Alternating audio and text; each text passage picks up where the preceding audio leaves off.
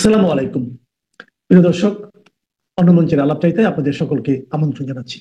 সুপ্রিয় সুধী, যে যেখান থেকে দেখছেন সবাইকে জানাচ্ছি অনেক অনেক প্রীতি ও শুভেচ্ছা। আপনারা জানেন যে বাংলাদেশের ভাগ্যাকাশে কালো মেঘ জমেছে। এই কালো মেঘ মুষলধারে বৃষ্টি নিয়ে আসবে। সেই বৃষ্টিতে বাংলাদেশে একটা প্লাবন হবে। সেই প্লাবনে যে পাপ, তাপ, অন্যায়কারী, অপরাধী এরা সবাই ভেসে বঙ্গোপসাগরের লোনা জলে গিয়ে পড়বে। আর মানুষের দেশ, মানুষের সমাজ, সভ্য মানুষের সংস্কৃতি আবার বাংলাদেশে ফিরে আসবে। তা আপনারা বলতে পারেন, আজকে কি বাংলাদেশে মানুষ নেই, সভ্যতা নেই, সমাজ নেই? আছে, কিন্তু তারা মবের জাতাকলে পৃষ্ঠ। আজকে বাংলাদেশে একটি স্কুল সুষ্ঠুভাবে চলছে না। স্কুলের বক্ষে যাওয়া ছাত্র আজকে টিচারকে ডিম মারে। যে টিচার ইপটিজিংয়ে বাধা দেয় তাকে ছুরি মেরে দেয়। আজকে আদালত চলছে না। আদালতের ভেতরে আদালতকে বিদ্যাঙ্গুলি দেখিয়ে সাংবাদিককে ছুরি মারছে। আদালতের সামনে নিয়ে আসা আসামিদেরকে আইনজীবীরা পেটাচ্ছে। সচিবালয়ের দেওয়াল টপকে ভিতরে গিয়ে সচিবদেরকে পেটাচ্ছে। আর্মিদেরকে অকথ্য ভাষায়, অরুচিকর ভাষায় টাকলারা গালি দিচ্ছে। এবং আপনি যদি দেখেন, গ্রামে নিরীহ হিন্দু পরিবারের দোকান লুট হচ্ছে। তাদের সুন্দরী নারীকে তুলে নিয়ে গ্যাং দর্শন করছে। এই যে একটা বাংলাদেশ, যেই বাংলাদেশে সভ্য মানুষেরা কন্ট্রোল করত, যার কারণে এই সব মব করার সুযোগ পেত না। পুলিশ কাজ করত, যার কারণে অন্যায়কারী অভয়ারণ্যে পরিণত করতে পারেনি দেশটি। গত 16 বছর পর এই অন্যায়কারী, এই মাফিয়া চক্র, এই অপরাধীরা, এই কালো টাকার মালিকেরা, এই আমেরিকার দালালরা বাংলাদেশটাকে পিআর পাম নিয়োগ করে, বিভিন্ন রাষ্ট্রীয় এজেন্সিকে ব্যবহার করে বাংলাদেশের ক্ষমতাটির চূড়ান্ত পর্যায়ে মসনদে গিয়ে বসেছে। এখন এই মসনদে বসার পেছনে ডক্টর ইউনূসকে আমেরিকা থেকে পাঠানো হয়েছে। তিনি এসছেন ফ্রান্স থেকে, কিন্তু উনি আসলে আমেরিকায় তাকে পাঠিয়েছে। তো আমেরিকার ডোনাল্ড লু, পিটার হাস, এরা বস্তায় বস্তায় টাকা ডিপ্লোম্যাটিক ব্যাগে করে নিয়ে এসছে। এনে রিজওয়ান হাসান, আদিলুর রহমান, তারপরে বদি আলম এবং ডক্টর ইউনূসের গ্রামীণ ব্যাংকের বিভিন্ন এনজিওর মাধ্যমে সেগুলা সন্ত্রাস, চাঁদাবাজ, অন্যায়কারী, দুষ্কৃতিকারী, ধর্ম ব্যবসায়ীদেরকে দিয়ে ডিস্ট্রিবিউট করেছে। করে একটা লং টার্ম প্ল্যান করে তারা এই বাংলাদেশের ক্ষমতাটি দখল করেছে। ক্ষমতা দখল করার পর তাদের ধারণা ছিল যে আমেরিকার প্রভাব মনে হয় বাংলাদেশের অর্থনীতি তরতর করে উপরে উঠে যাবে। বাংলাদেশে আওয়ামী লীগের সরকারের সময় দুর্নীতি যে লেভেলে ছিল সেখান থেকে এটা দপ করে নিচে নেমে যাবে। বাংলাদেশে আইন শৃঙ্খলা ব্যবস্থা ভালোই ছিল, এটাকে তারা বৃহস্পতির সমান নিয়ে যাবে। কিন্তু এখন 13 মাস যাওয়ার পর পুরা পৃথিবীর মানুষ দেখল কি, যে বাংলাদেশ আসলে আস্তে আস্তে আস্তে আস্তে বঙ্গোপসাগরের তলদেশের দিকে রওনা দিয়েছে, উন্নতির দিকে নয়। এখন আমেরিকা এই চক্রান্তটি করেছিল এই ভূখণ্ডটিকে দখল করার জন্য। কিভাবে দখল করবে? এখন তো আর বাংলাদেশকে পরাধীন করা যাবে না, বাংলাদেশ স্বাধীনে থাকবে, কিন্তু এখানে তাবেদার সরকার থাকবে। এই তাবেদার সরকার মার্কিনীদের সমস্ত কূট কৌশল এখান থেকে পরিচালনা করার সুযোগ করে দিবে। বে অফ বেঙ্গল, আপনি যদি বিশ্বের মানচিত্রটি দেখেন, বিশেষ করে দক্ষিণ পূর্ব এশিয়ার মানচিত্রের দিকে যদি আপনি ভালোভাবে দেখেন, এই বে অফ বেঙ্গল হচ্ছে এই দক্ষিণ পূর্ব এশিয়ার সমুদ্র পথে প্রবেশ পথ। এই বে অফ বেঙ্গলকে যদি দখল করা যায়, যেটি ইন্ডিয়া, বাংলাদেশ এবং মিয়ানমারের এই অঞ্চল নিয়ে বিস্তৃত, এই অঞ্চলটিকে দখল করতে পারলে বাংলাদেশের অর্থনীতিকে দখল করা, বাংলাদেশের রাজনীতি সমাজনীতিকে দখল করা, বাংলাদেশকে দখল করা। তারপরে দেখেন মিয়ানমারের মানে যে বিবাদমান গোষ্ঠী, এই গোষ্ঠীকে বাংলাদেশের ভেতর দিয়ে অস্ত্র দিয়ে তাদেরকে বিচ্ছিন্ন করে তাদের ওখানেও একটি আধিপত্য বিস্তার করা। কারণ বিশ্বে এখন উঠছে চায়না, বিশ্বে উঠছে ইন্ডিয়া। এই দুটি দেশকে যদি সাপ্রেস করতে হয়, আমেরিকার জন্য এখন চ্যালেঞ্জ হয়ে দাঁড়িয়েছে এই দুটি দেশ। একদিকে পৃথিবীর প্রায় অর্ধেক জনসংখ্যার কাছাকাছি এই দুটি দেশ বা এই সাবকন্টিনেন্টাল এই অংশটুকুতে, আর অর্থনীতি 5টি অর্থনীতির মধ্যে বড় দুটি অর্থনীতি এখন এই দুটি দেশ। এখন এদেরকে সাপ্রেস করার জন্যই কিন্তু আমেরিকা এখানে এসছে, আমেরিকা এখানে আসতে চেয়েছে। এর ফলে কি হলো দেখেন, ভারত, রাশিয়া এবং চায়না, এই তিনটি দেশ নিজেদের মধ্যে যে বাদ অনুবাদ আছে, সীমান্ত সমস্যা আছে, রাজনৈতিক দ্বন্দ্ব আছে এবং অর্থনৈতিক দ্বন্দ্ব আছে, বাণিজ্যিক দ্বন্দ্ব আছে, সেগুলা ভুলে তারা তিনটা দেশ একসাথে হাত রেখেছে। তার মানে তারা বলেছে যে আমাদের মধ্যে শত্রুতা থাকবে, আমাদের মধ্যে প্রতিযোগিতা থাকবে, আমাদের মধ্যে বন্ধুত্ব থাকবে, আমাদের মধ্যে বাণিজ্য নিয়ে বিভেদ থাকবে, কিন্তু এই দক্ষিণ পূর্ব এশিয়ায় আমাদের ঘরের ভিতরে কাল সাপ ঢুকে যাবে, এটা আমরা হতে দেব না। তখন সমস্ত বিভেদ ভুলে এই তিনটি দেশ এক হয়েছে। এই তিনটি দেশ এক হওয়ার পর আমেরিকা বুঝতে পেরেছে যে এখানে আর আমেরিকার কর্তৃত্ব চলবে না। ভারত রাশিয়ার সাথে এবং চায়নার সাথে যে নতুন আন্ডারস্ট্যান্ডিং এ আসছে, সেই আন্ডারস্ট্যান্ডিং এর মূল কথা হচ্ছে, চায়না তুমি তোমার যে অঞ্চল নিতে চাও তুমি নাও, তুমি পাকিস্তানকে নিয়ে সুস্থ থাকো, তুমি অন্য কোনো দেশকে নিয়ে সুস্থ থাকতে চাইলে তাদেরকে নিয়ে থাকো, আমার কোনো আপত্তি নেই, কিন্তু এই বাংলাদেশটি যেন আমেরিকার হাতের পুতুল না হয়, বাংলাদেশটি যেন ভারতের বিরুদ্ধে এই বাংলাদেশের ভূখণ্ড যেন ব্যবহৃত না হয়। ভারতের আরেকটি কনসার্ন হলো, বাংলাদেশ পাকিস্তানের অংশ ছিল, এখানে 90% মানুষ মুসলমান, মৌলবাদের জন্য উর্বর ভূমি, এমনি ধান যেভাবে পেললেই মৌলবাদী মানে ধান উঠে যায়, ঠিক বাংলাদেশেও মাটিতে পুতলেই কিন্তু মৌলবাদী পাওয়া যায়। আপনি দেখেন বাংলাদেশের আনাসে কানাসে, পাড়ায় মহল্লায় উলুম মাদ্রাসা, হাফিজিয়া মাদ্রাসা, আলিয়া মাদ্রাসা, কি আরো কত রকমের নুরানি মাদ্রাসা, কওমি মাদ্রাসা, এইরকম শত শত জাতের মাদ্রাসা। তারপরে মক্তব তো আছেই, এটা ট্রেডিশনাল, যে মুসলমানেরা আরবি শেখার জন্য মক্তবে যায়, কোরআন শেখার জন্য মক্তবে যায়, সেটা 1000 বছর আগেও ছিল। 1000 বছর আগে ছিল কিনা জানি না, তবে 500 বছর আগে থেকে বা 600 বছর আগ থেকে এটা চালু হয়েছে, এখনো আছে। তা এখন ভারত যখন এই তিনটি দেশের সম্মেলনে এই বিষয়টি তুলল যে বাংলাদেশে যে মৌলবাদের উত্থান এবং আমেরিকান গোষ্ঠীর উত্থান, এই উত্থানকে ঠেকাতে হলে ভারতকে সহযোগিতা করতে হবে। চায়না এবং রাশিয়া বলে দিয়েছে যে বাংলাদেশের ব্যাপারে আন্তর্জাতিক এরিনাতে ভারতের যে সিদ্ধান্ত, ওই সিদ্ধান্তটিকে চায়না এবং রাশিয়া যৌথভাবে সমর্থন দিবে। তাহলে এখন পাশার দান তুলতে গেল, আমেরিকা যেই দালালদেরকে বসিয়েছে ক্ষমতায়, এই দালালরা কিন্তু এখন কাঁপতে শুরু করেছে। কাঁপতে কাঁপতে এমন অবস্থা, পারলে আগামীকালে চলে যায়। এখন এখানে আগামীকালে চলে যায়, চলে তো যেতে পারবে না, ক্ষমতা তো কারো কাছে দিয়ে যেতে হবে। সরি, এই ক্ষমতাটি এখন কিভাবে দিবে? একটি নির্বাচনের মাধ্যমে দিবে।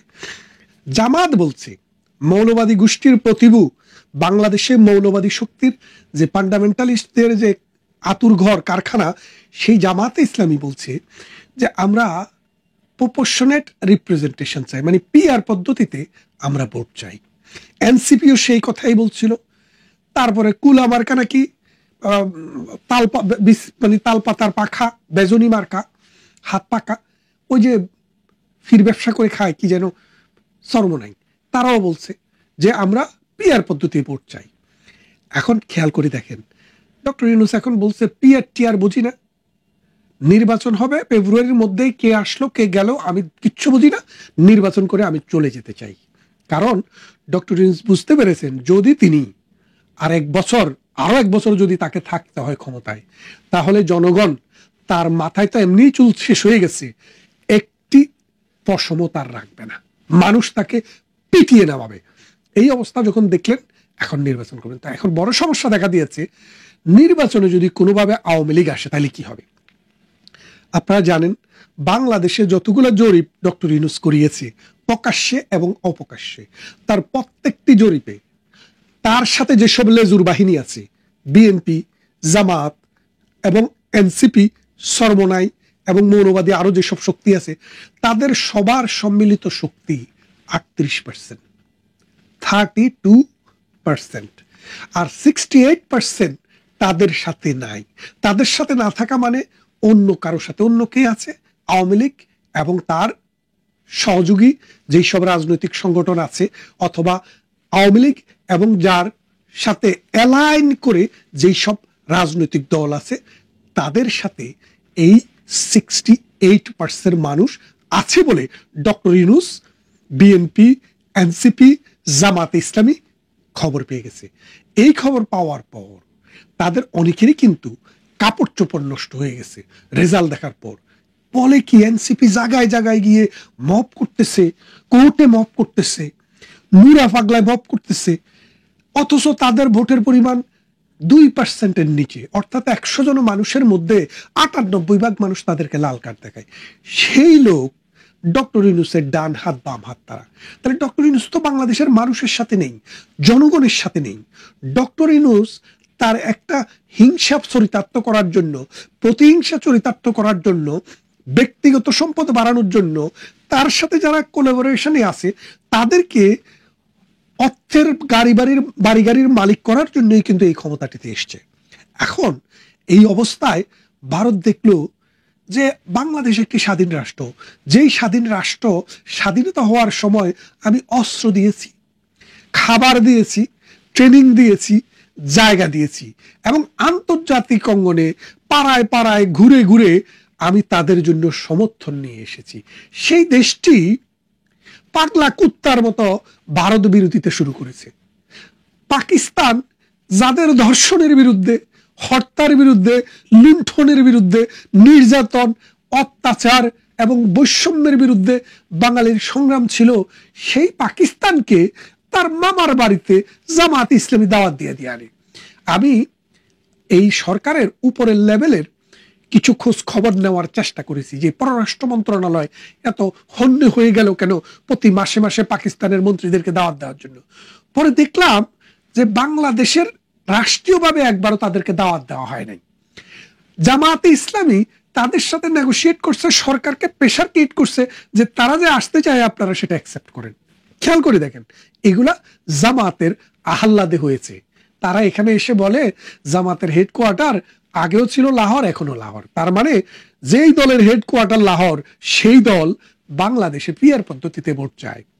যেই দল লক্ষ লক্ষ মানুষকে হত্যা, নির্যাতন, দর্শন করেছে, তারা এই বাংলাদেশে আল্লাহর আইনের সৎলোকের শাসন কায়েম করতে চায়। আপনারা বোঝেন।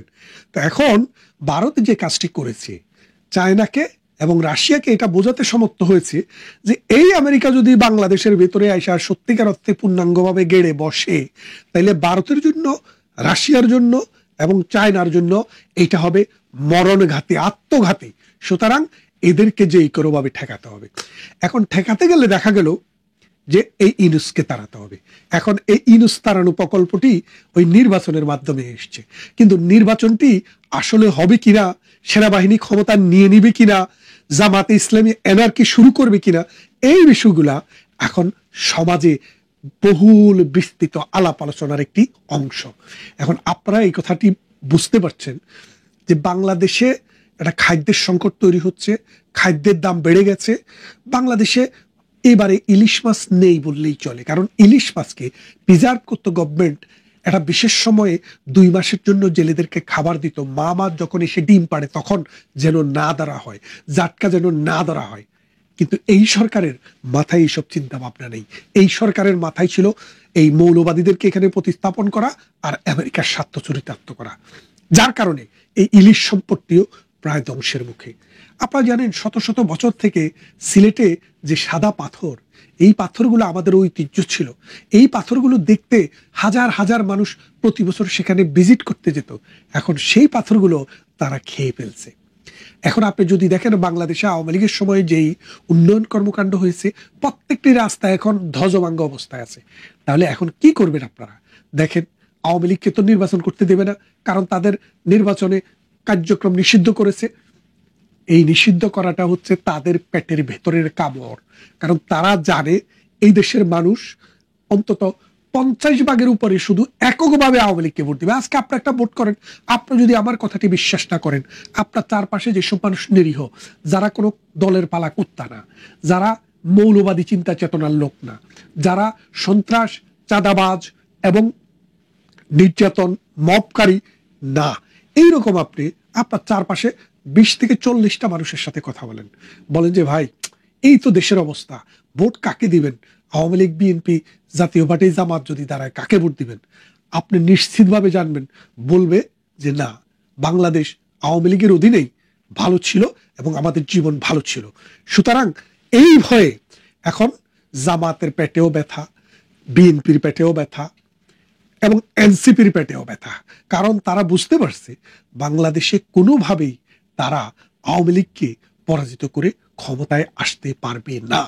তাই তারা আওয়ামী লীগকে নির্বাচনে দেখতে চায় না।